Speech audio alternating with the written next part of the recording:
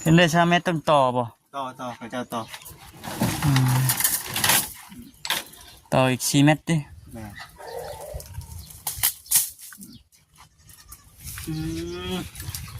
ขัดแค่น้องหล่านี่ปันกันนะน้องหล่าคนละชงกันไปเนาะ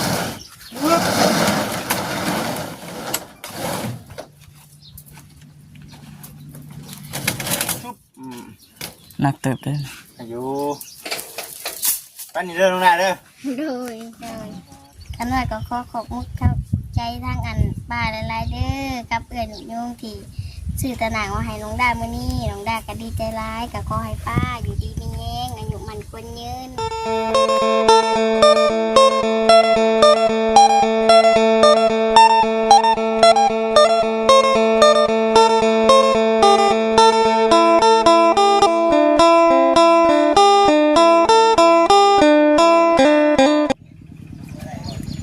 มาพี่น้องเลยเนาะเปิดภาพมาที่นี่อยู่พี่เด้อพี่น้องเด้ออยู่ที่บ้านน้องด้านี่เด้พี่น้องเนาะเอาทักทายสบายดีเด้อพี่น้องเด้อ FC กันเบิดทุกคนพี่น้องเนาะพบเจอกันคือเก่ามื้อนี้ก็แวะเวียนมาอยู่ที่บ้านน้องด้าเพิ่นมามื้อนั้นน่ะบ่พบพ่อเพิ่นว่าซั่นมื้อนี้น่ะสิพ่ออยู่พี่น้องเอ้ยป๊อดโธเต็มรถพี่น้องถ้าพุชิมาโอ้พุชิมาอ้อมันเดินบ้านเพิ่น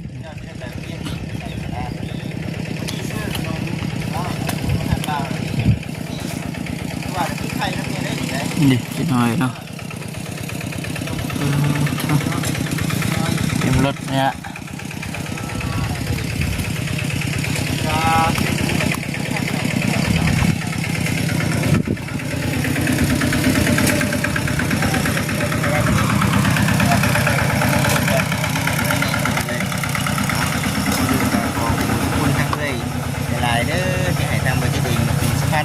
เนาะเอาบอกคำเลยเอาสบายดีสบายดีน้องด้าสบายดีน้องล่าเด้อนั่นแหละพี่น้องเลย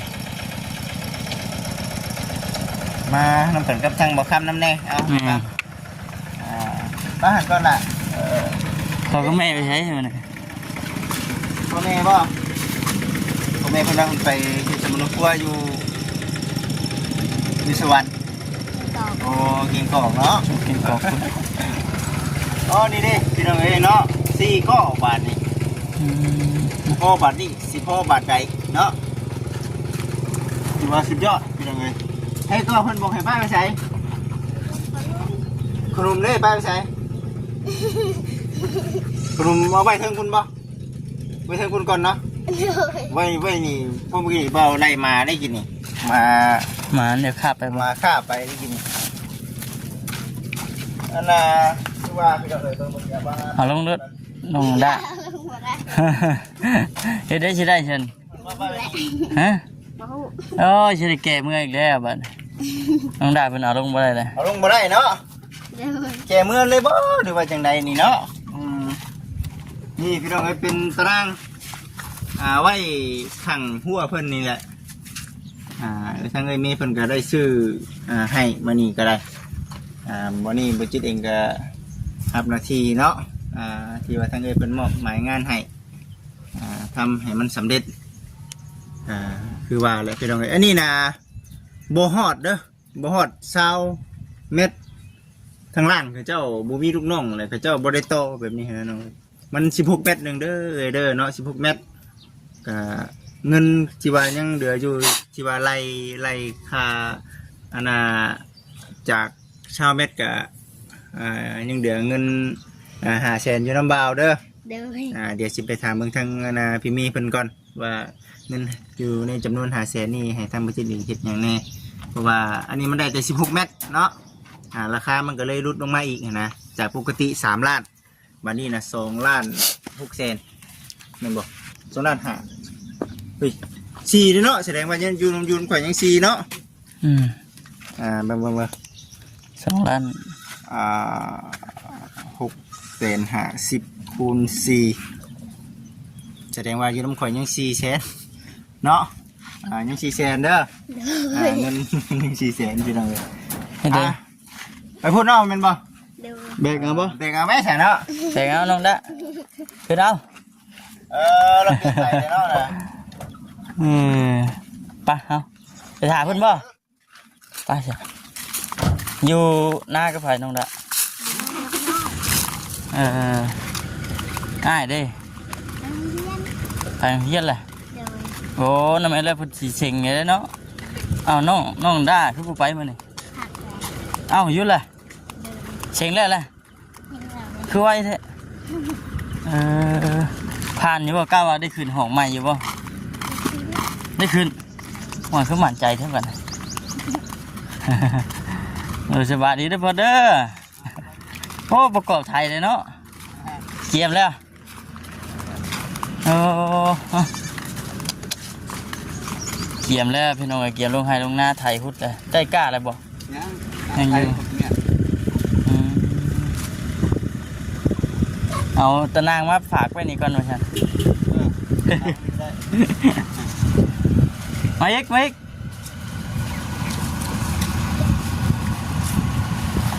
พ่อคร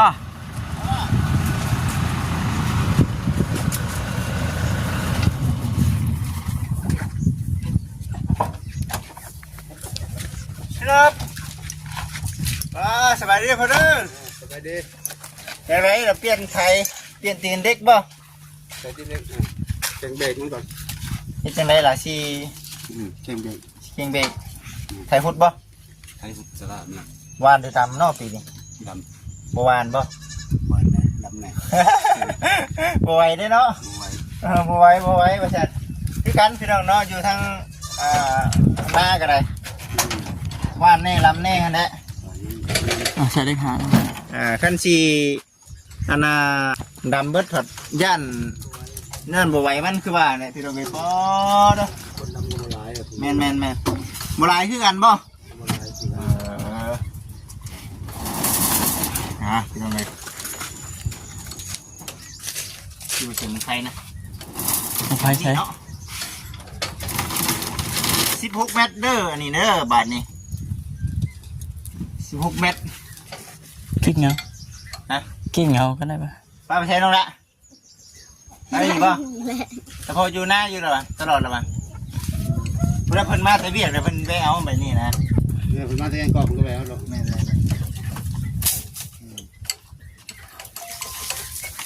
ชุบน้องหน้ามาเลยใช่หรออย่างมา โดย โอ้คือดีแต่ว่า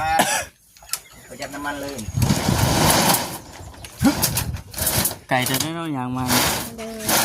ย คือทางตัวเก่าแล้วเนาะ โดย ทางตัวเก่ายังว่าไก่แน่ ใครเนี่ยมานอนนี่ แต่ น้องแต่ป่ะ โดย น้องแต่มานอนเฮือนพี่น้องเลยปึ๊บสูงอยู่ไหนดีเพียงหน้าผากเนาะปึ๊บโอ้ย3 เมตรไอ้โมมีเด้อ3 เมตรน้องโมมีเด้อไอเด้อน้องมี16 เมตรบดซานเบียดได้พี่น้อง เห็นได้ชาเม็ดต้องต่อบ่ ต่อพระเจ้าต่อ ต่ออีก4 เม็ดดิ แม่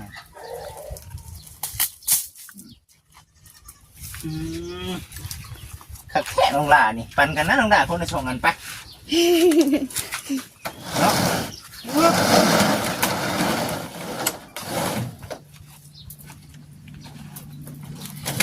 ชุบหนักเติบได้ อายุปันนี่เด้อน้องหลาเด้อ โดย ตัวสวยงามทักดีเนาะไปเพื่อนไปไปเพื่อนเดี๋ยวพอเด้อผ่านไปเด้อว่ะขอบใจ ไปยังผ่านกาเลย ยังยังอยู่ ยังหาเงินไป ยังหาเงินไปรถไถอยู่เอ้ารถไถเป็นนี่ได มันเดือดใช้ได้ มันไถว่าไรครับ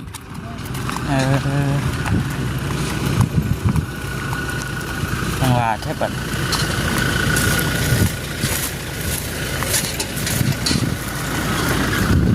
แต่ใช่เห็ดหน้าใช่ไหม